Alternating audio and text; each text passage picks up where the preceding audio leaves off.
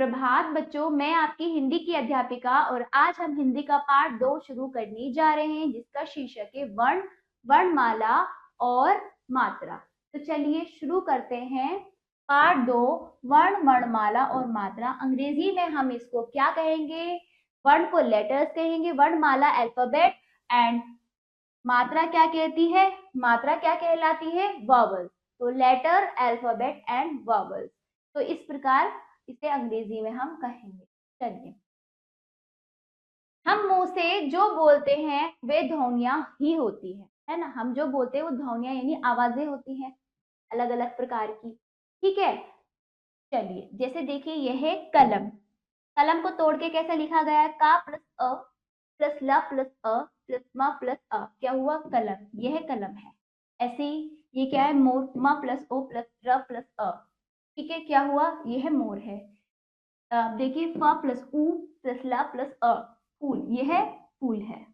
चित्रों के नीचे दी गई ध्वनियों को जोड़कर ही उसके नीचे शब्द का निर्माण किया गया। ये ध्वनियां हैं बच्चों, यानी कि वैसे तो ये क है, ये वर्ण है।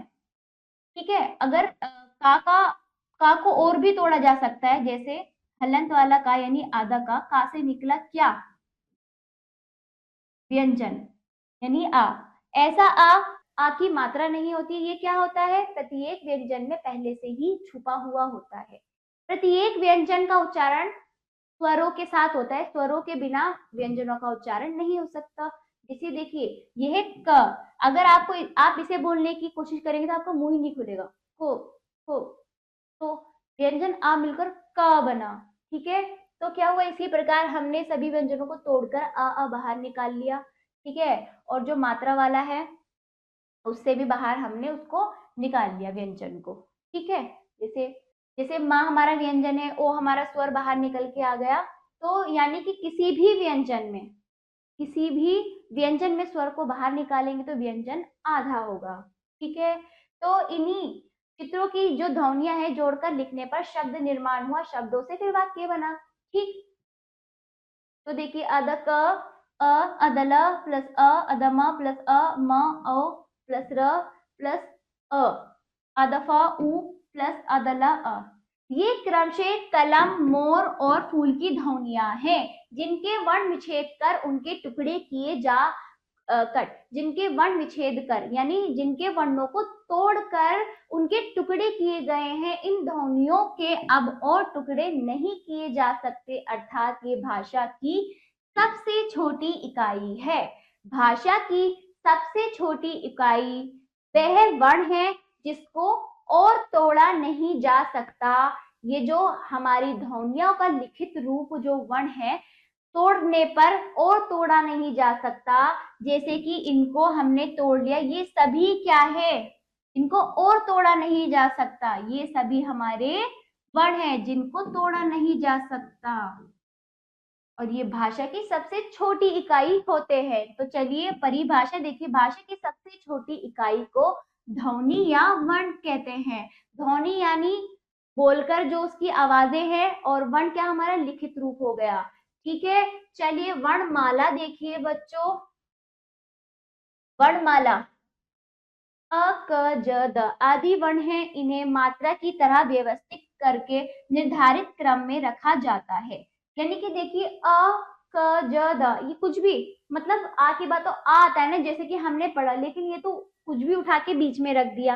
पर इनको सही तरीके से वही रखना, सही तरीके से अपने अपने समूह में बांटकर लिखना हमारी क्या कहलाती है? निर्धारित क्रम वर्णमाला कहलाती है। वर्णों के निर्धारित समूह को वर्णमाला कहते हैं। जैसे अ के बाद क नहीं आएगा, अ आ इ उ ऊ री ए ऐ ओ औ अं अहा।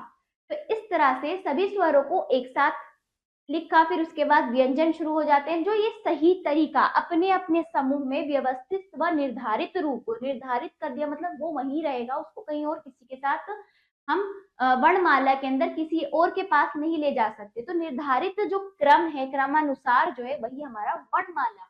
यानी माला में जिस प्रकार से रंग बिरंगी मोती हम अच्छे से क्रमानुसार उसको पिरो के बनाते हैं ना, उसी प्रकार वर्णमाला में वर्णों को सही क्रम में निर्धारित करके उसको लिखते हैं हिंदी भाषा में।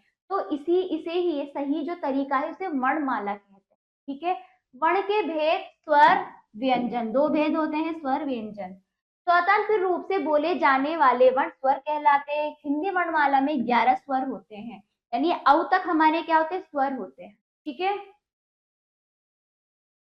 अ आ इ ई उ ऊ री ए आई ओ औ, यहाँ तक हमारे स्वर हैं। ये क्या होते हैं, पूरे 11 होते हैं। क्या होते हैं ये हमारे 11 होते हैं, स्वरों की संख्या 11।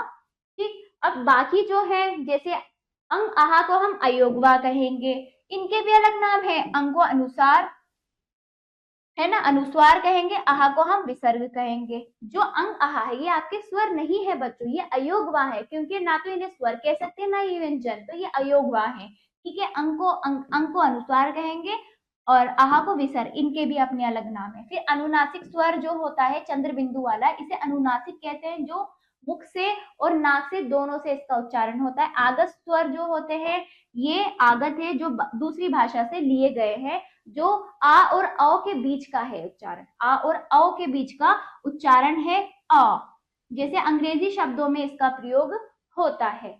तो ये हो गए हमारे स्वरों के अंतर्गत आने वाले स्वर, अयोगवा, अनुनासिक स्वर, आगत स्वर। ठीक है तो ये स्वर, ये वाले स्वर, परंतु अयोगवा है ये स्वर नहीं है। बाकी अनुनासिक स्वर ये आगत स्वर कहलाएंगे। ठीक है, बाकी ये सब स्वरों के अंतर्गत रखे जाते हैं। चलिए, आगत स्वर को विदेशी वर्णों से ग्राह्य किया गया है, यानी कि विदेशी भाषा से लिया गया है हिंदी भाषा में, या अंग्रेजी से हिंदी में आया है। कट, ये अंग्रेजी से हिंदी में आया, यानी अंग्रेजी भाषा से हिंदी में आया। चलिए अब व्यंजन देख लिए बच्चों। स्वर का उच्चारण स्वतंत्र होता है, व्यंजन वर्ण स्वरों की सहायता से ही बोले जा सकते हैं, यानी स्वरों को उच्चारण करने के लिए किसी और की आवश्यकता नहीं है। ये सरल सुबोध ढंग से आराम से उच्चारित हो जाते, अ आ इ ई उ ऊ री ए आई ओ औ अ आहा। लेकिन अ क ख ग, क ख ग घ, अंघ च छ ज झ, ये जो व्यंजन है ना बच्चों, इनका उच्चारण करने के लिए हमें स्वरों की आवश्यकता पड़ेगी। ठीक है, देखो स्वरों जो है व्यंजनों के साथ जो लगते हैं, दो प्रकार से लगते हैं। एक तो मात्रा रहित लगते हैं, एक मात्रा के साथ लगते हैं। जो आपका अ है, अ से अनार वाला छोटा वाला अ जो है, वो क्या है, उसकी मात्रा नहीं होती, ये पहले से ही सभी व्यंजनों में पहले से ही छुपा होता है। बाकी जहां मात्रा की आवश्यकता होती है, वो मात्रा वाला स्वर उसके साथ आ जाता है, तो वो अ वाला स्वर बाहर निकल जाता है, तो मात्रा वाला स्वर आ जाता है। यदि व्यंजन के साथ मात्रा लगती है तो वहां पर अ स्वर नहीं होता, मात्रा वाला स्वर होता है। दोनों में से एक होता है, पर होता जरूर है। व्यंजनों का जो उच्चारण है बिना स्वरों के नहीं होता। इतना समझ आया? चलिए, स्वर का उच्चारण स्वतंत्र व्यंजन का स्वरों की सहायता से बोला जाता है, जैसे क प्लस अ प्लस म प्लस अ प्लस ल प्लस अ। कलम हुआ, कलम को तोड़ेंगे तो देखो कितने सारे वर्णों में ये टूटा है ना, आ सब निकला प्रत्येक व्यंजन से। का में भी अ स्वर लगा हुआ है, प्रत्येक व्यंजन में अ स्वर लगा हुआ है। ठीक है, स्वरों की सहायता से बोले जाने वाले वर्ण व्यंजन कहलाते हैं। ये है परिभाषा। व्यंजन वर्णों की कुल संख्या होती है 33, इसके वर्ग हैं। ठीक है, और उच्चारण स्थान भी है, किस स्थान से इसका उच्चारण होता है प्रत्येक व्यंजन का। जैसे देखिए वर्ग क्या है, कवर्ग, चवर्ग, टवर्ग, टवर्ग और पवर्ग। ठीक है, इसके 5 वर्ग हैं, 33 वर्ण है व्यंजन के अंदर। जो व्यंजन हमारे शुद्ध रूप से जो व्यंजन है वो 33 है। व्यंजनों की संख्या जो है 33 है, तो वर्गों में बटी हुई है। क वर्ग में क से शुरू होने के कारण क वर्ग, क ख ग घ अंग। जो कंठ से, जिसका उच्चारण किससे होता है, कंठ से होता है, जिसका उच्चारण कंठ, क ख ग घ अंग, यहाँ से हो रहा है। ठीक है, ये होता है कंठ। अब फिर है चवर्ग, चवर्ग चा से शुरू होने के कारण चा वर्ग के सदस्य, च छ ज झ अय्या। तो ये है च, तालु से, हमारी जो जिव्या है ऊपर तालु से लग रही है, तालव्य। ठीक है, च छ ज झ, जो एक तालु है ना उससे लगने के कारण ये स्पर्श व्यंजन जो है बच्चों, ये स्पर्श व्यंजन क्यों, मुख के किसी ना किसी भाग से स्पर्श छूते हुए इनका उच्चारण हो रहा है, इसी कारण इसको स्पर्श व्यंजन कहेंगे। तालु से उच्चारण होने के कारण इसको तालव्य व्यंजन या तालु से उच्चारित व्यंजन कहते हैं। और जिस वर्ग से स्टार्ट हो रहे हैं वो उसी वर्ग, उस वर्ग का वही नाम है। ठीक है, शुरू हो रहे हैं। देखिए टा वर्ग में, देखिए टा से शुरू होने के कारण टावर, ट ठ ड ढ अणा, तो ये मूर्धा से, तालु से थोड़ा और आ गए तो मूर्धा, जो तालु से आगे वाला जो थोड़ा सा तालु से क्या होता है, मुलायम होता है, वो वाला हिस्सा मूर्धा कहलाता है। ठीक है, मूर्धा से स्पर्श करके इनका उच्चारण होता है। अगला देखिए ता वर्ग, त थ द ध न। ठीक है, त थ द ध न जो है ये है आपके दंत, यानी दांतों से इसका उच्चारण हो रहा है, दांतों को स्पर्श करते हुए जीभ का। त थ द ध न बोल के देखिए, पता चल जाएगा। ठीक है, आगे देखिए पा वर्ग, पा से शुरू होने के कारण पावर, प फ ब भ म, तो प फ, ये ओष्ठ, ये होता है ओष्ठ, ये ओष्ठ, होठों से इसका उच्चारण हो रहा है ना, तो ओष्ठ से इसका उच्चारण स्थान है, और पा से शुरू होने के कारण पा वर्ग के सदस्य सभी व्यंजन अपने अपने वर्गों में बटे हुए हैं।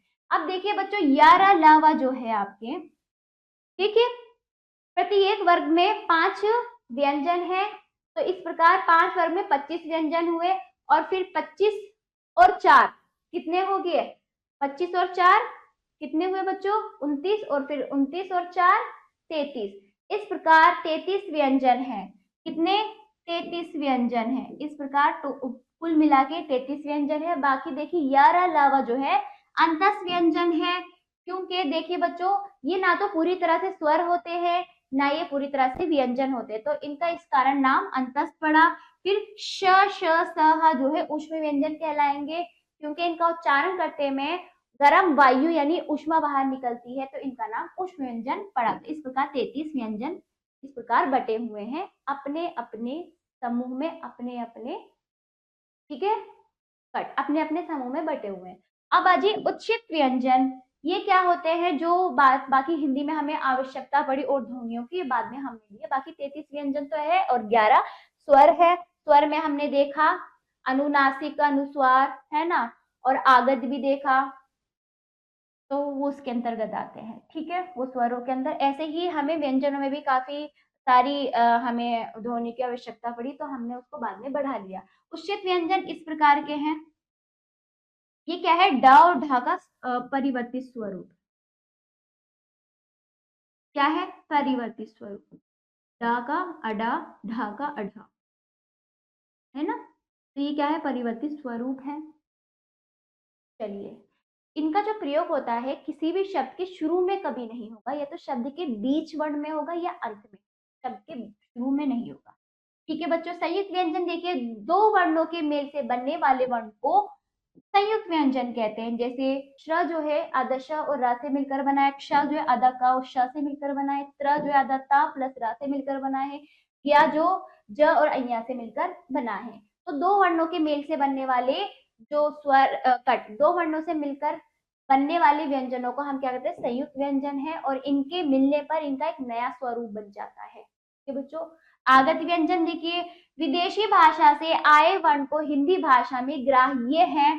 ठीक है, हिंदी भाषा में ले लिया गया है, उनको क्या गोद ले लिया गया है समझो, उसे आगत व्यंजन कहते हैं। हिंदी ने अन्य भाषा के कुछ वर्णों को गोद ले लिया। ठीक है, जैसे जिसका नाम क्या है, नुक्ता है। नुक्ता लगने पर वर्णों में क्या परिवर्तन हो जाता है, मैं बताती हूँ आपको। जैसे देखिए ये है क, क्या है ये, हिंदी में इसको हम क कहेंगे, नुक्ता लग जाएगा तो क्या बन जाएगा, क, क, थोड़ा यहाँ से क। ये है हिंदी में इसको क्या कहेंगे, जा, जा उच्चारण, लेकिन नुक्ता लगने पर दा हो जाता है। ठीक है, ये है फ, क्या है ये, हिंदी में इसको फ कहेंगे, परंतु नुक्ता नुक्ता लगने के कारण ये हो जाता है फ। ये है ख, हिंदी में इसका उच्चारण ख, ठीक, और नुक्ता लगने पर ह हो जाता है। ठीक, ऐसे ही ये क्या है, ग, ये है ग, और नुक्ता लगने पर ह हो जाता है, ह, ग का ह, ग ह। देख रहे हैं बच्चों, थोड़ा सा इसमें क्या हो जाता है, एक उर्दू अरबी फारसी का एक वो आ जाता है, एक ले आ जाते हैं। उर्दू अरबी फारसी के लिए जो शब्दों का प्रयोग होता है, उनका उच्चारण जो होता है उसकी ले आ जाती है। क का क, ज का ज, फ का फ, ख का ह, ग का ग, इस प्रकार। चलिए मात्राएं देखिए, आप जानते हैं कि व्यंजन बिना स्वर के अधूरे रहते हैं। व्यंजन वर्णों पर स्वर सीधा सीधा नहीं लिखा जाता उनकी मात्राएं लिखी जाती है ना। तो देखिए व्यंजन वर्णों के साथ लगने वाले स्वरों के चिन्ह को मात्रा कहते हैं। ठीक है, स्वर, मात्रा और उसके प्रयोग। जो स्वर है अ, इसकी कोई मात्रा नहीं होती, ये प्रत्येक व्यंजन से अप्रत्यक्ष रूप से छुपा होता है, तोड़ने पर ये बाहर निकल के आ जाता है। जैसे जल को तोड़ा तो इस प्रकार आया। आ में एक डंडा होता है, जैसे नाम, नाम को तोड़ने पर हमारा आधा ना हो गया, ना से क्या हो गया, आ को अलग कर दिया गया। यदि किसी स्वर, चाहे वो अ हो व अन्य मात्रा हो, किसी व्यंजन से अलग होती है तो व्यंजन आधा हो जाता है। ठीक है, तो बच्चों ऐसे ई देखिए, ई की मात्रा इस प्रकार होती है जो बाईं तरफ होती है। ठीक है, जैसे किरण, किरण को तोड़ने पर देखिए इस प्रकार ई की मात्रा, यहाँ पर तो व्यंजन के ऊपर मात्रा के रूप में लगी, तोड़ने पर ये इस प्रकार हो गई। ठीक है, ऐसे बड़ी ई, बड़ी की मात्रा कहाँ, दाईं तरफ सीधी तरफ होती है, जैसे झील, है ना, इस तरह। और इसको तोड़ने पर ये इस प्रकार है, जैसा ऊ की पूंछ ऊपर होती है। ठीक है, इस प्रकार लगा। पुल, पुल को तोड़ने पर इस प्रकार वर्णों को अलग विच्छेद कर दिया। बड़ा ऊ, बड़े ऊ की नीचे की तरफ होती है, फूल इस प्रकार। री में इस प्रकार होता है, ग्रह है। आगे देखिए, ए में एक मात्रा, जैसे अनेक, तोड़ने पर इस प्रकार हुआ। आई में दो मात्रा, फैल, है ना, तो इस प्रकार फैल। तो फैल आए लग के, आय का जो मूल रूप है आ, आ, इ, उ के जो मूल रूप है इस प्रकार है, लेकिन व्यंजनों के साथ ये मात्राओं के रूप में इस प्रकार लगेंगे। ओ को देखिए, एक डंडे के साथ एक मात्रा है, शब्द में इस प्रकार लगा, तोड़ने पर इस प्रकार हमारा ओ बाहर निकल के आएगा और व्यंजन आधा हो जाएगा। औ देखिए, औ में देखिए कौन, है ना, तो इस प्रकार ये व्यंजनों के साथ स्वर मात्रा के रूप में प्रयोग होते हैं, और केवल आ जो होता है मात्रा नहीं होती, ये अप्रत्यक्ष रूप से क्या होता है, व्यंजनों में छुपा होता है। चलिए पुनरावृत्ति कीजिए, हमने क्या क्या सीखा। भाषा की सबसे छोटी इकाई को ध्वनि या वर्ण कहते हैं। बिल्कुल, वर्णों के निर्धारित समूह को वर्णमाला कहते हैं। वर्णों के दो भेद होते हैं, नंबर एक स्वर, दूसरा व्यंजन। तीसरा देखिए, चौथा देखिए बच्चों, हिंदी वर्णमाला में कुल 11 स्वर होते हैं। बिल्कुल, हिंदी वर्णमाला में कुल 33 व्यंजन होते हैं। बिल्कुल, व्यंजन वर्णों के साथ लगने वाले स्वरों के चिन्हों को मात्रा कहते हैं। ये सब हमने अच्छे से इस पाठ में सीखा। आओ करें अभ्यास, सोचिए और बताइए। निम्नलिखित के उत्तर बताइए मौखिक रूप से, यानी बोलकर। भाषा की सबसे छोटी इकाई को क्या कहते हैं? नंबर 2, वर्णों के निर्धारित समूह को क्या कहते हैं? हिंदी वर्णमाला में कुल कितने व्यंजन होते हैं? 14 देखिए, अड़ा और अढ़ा को क्या कहते हैं? इन प्रश्नों का उत्तर आप बोलकर देंगे। अगला देखिए, सोचिए और लिखिए। लिखित अभ्यास, निम्नलिखित प्रश्नों के उत्तर दीजिए। नंबर 1, वर्ण किसे कहते हैं? नंबर 2, वर्णमाला किसे कहते हैं? ठीक है, नंबर 3, मात्रा किसे कहते हैं? इन प्रश्नों का उत्तर लिखित रूप में आप स्वयं अपनी अभ्यास पुस्तिका में देंगे। ठीक है, नीचे दिए गए वर्ण किस वर्ग के हैं, लिखिए। ये है, देखिए घा जो है, क ख ग घ, तो ये का वर्ग के हैं, तो आप लिखिए का वर्ग। तो आपको इनके वर्ग लिखने थे। ये है फा जो है, पा वर्ग में आएगा आपका बच्चों, पा वर्ग। किस किस वर्ग में ये वर्ण आ रहे हैं? ये जो ना है, त थ द ध ना, तो ना जो है आपका ता वर्ग में आएगा। बोलकर देखिए, आपको समझ आएगा बच्चों। ये भी आपका ता वर्ग है, ये भी आपका ता वर्ग है। ध, त थ द ध न, है ना। ठीक, ये आपका अभ्यास पूरा हुआ। अगला देखिए, स्वरों से मात्राओं का मिलान कीजिए। देखिए, स्वर और मात्रा। आ की मात्रा काम, ए की मात्रा से बना शब्द खेल, ई की मात्रा नीम, ऊ की मात्रा फूल, उ की मात्रा सुन, ओ की मात्रा मोर, आई की मात्रा पैर, औ की मात्रा दौड़ना। तो मात्रा के रूप में व्यंजनों के साथ जो प्रयोग हुआ है वो। चलिए अब रिक्त स्थानों की पूर्ति कीजिए बच्चों। पहला, जा के बाद आने वाला वर्ण झ। ठीक है, दूसरा देखिए, या डैश व्यंजन है, कौन सा है? अंतस्थ है। माँ डैश व्यंजन है, माँ जो है आपका स्पर्श है। ठीक, चौथा देखिए, गा का उच्चारण स्थान क्या है? कंठ है बच्चों। ठीक है, गा का जो उच्चारण स्थान आपका कंठ है। चौथा देखिए, ठा वर्ग का वर्ण है, जो ठा वर्ग है, टा वर्ग का वर्ण है, जो ठा है टा वर्ग का वर्ण है। मैंने आपका सही चिन्ह लगा दिया, आप यहाँ पर स्वयं लिख लीजिएगा। नीचे दिए गए चित्रों को देखकर उनके नाम में प्रयुक्त होने वाली मात्रा को उनके नीचे लिखे। मात्रा को लिखना है बच्चों, जैसे मोर में कौन सी मात्रा है, ओ की मात्रा है, यानी एक डंडे के साथ एक मात्रा। फूल में बड़ा ऊ है, ठीक है। टमाटर में आ की मात्रा आ रही है,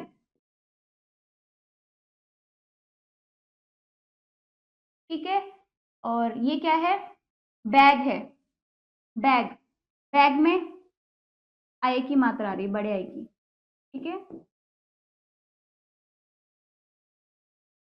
तो इस प्रकार इनकी मात्रा लिखनी थी, ठीक है। तो ये अभ्यास समाप्त हुआ। आशा करती हूँ बच्चों ये पाठ आपको समझ आया होगा। इसका अभ्यास आप जरूर कीजिएगा और अब हम मिलते हैं अगले पाठ पर। धन्यवाद।